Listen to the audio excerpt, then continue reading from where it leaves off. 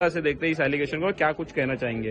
हमने आज press conference ली थी यही सभी एलिगेशंस को बेबुनियादी साबित करने के लिए, क्योंकि हम पर इल्जाम लगाए गए कि हमने फर्जी डॉक्यूमेंट्स बनाए, हमने जाली डॉक्यूमेंट्स बनाए हैं और उसके आधार पर हमने इलेक्शन लड़ा है, हमने बड़े बड़े अधिकारियों की दिशा भूल की है और ऐसे सब इल्जाम की वजह से पिछले 5-6 दिन से मीडिया ट्रायल चल रहा है हमारा और उसमें लोगों ने हम पर कई बड़े बड़े आरोप लगाए,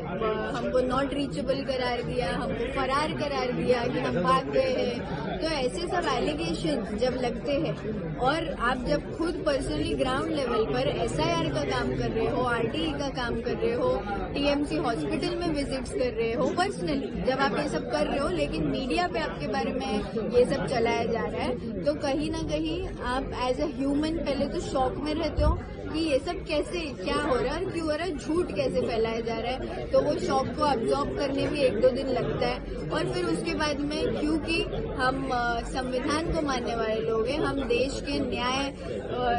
सिस्टम पर भरोसा रखते हैं, हमारा लॉ जो है उस पर हम भरोसा रखते हैं, तो हम हमारी लड़ाई लीगली लड़ने में बिलीव करते हैं। तो हमने ये लड़ाई लीगली लड़ने की वजह से हमारे जो प्रोसीडिंग्स चल रहे थे उसको टाइम देते हुए हमने मीडिया को होल्ड पे रखा, क्योंकि मीडिया में जो लोग पेड पीआर करके हमको डिफेम करने की कोशिश कर रहे थे वो ऑलरेडी हमारे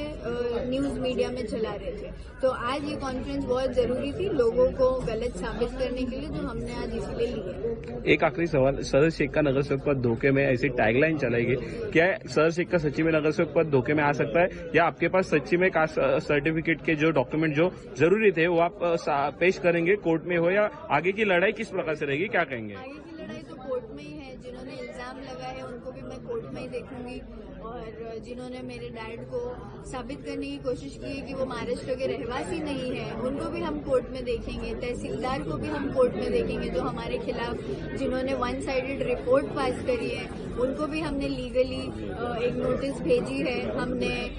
लोकमत जो न्यूज चैनल है और एक सुफियान खान, जावेद सिद्दीकी, फराज सिद्दीकी और एनसीपी एसपी का एक इंस्टाग्राम हैंडल है, ऐसे पेजेस को डेफेमेशन का नोटिस भेजा है, लीगल नोटिस भेजा है, क्योंकि उनके जरिए ऐसे फोटोज और बैनर्स चलाए गए जिसपे मेरे फोटोज यूज किए गए और जो कि क्लियरली एक पॉलिटिकल प्रोपेगेंडा है। ये लोगों को दिख रहा है, ये इलेक्शन जीतने के बाद की जो इनसे हार बर्दाश्त नहीं हुई है इनकी, इसीलिए इन्होंने ये मीडिया प्रोपेगेंडा करके हमको डिफेम करने की कोशिश की है, तो इनको लीगली जवाब दिया जाएगा।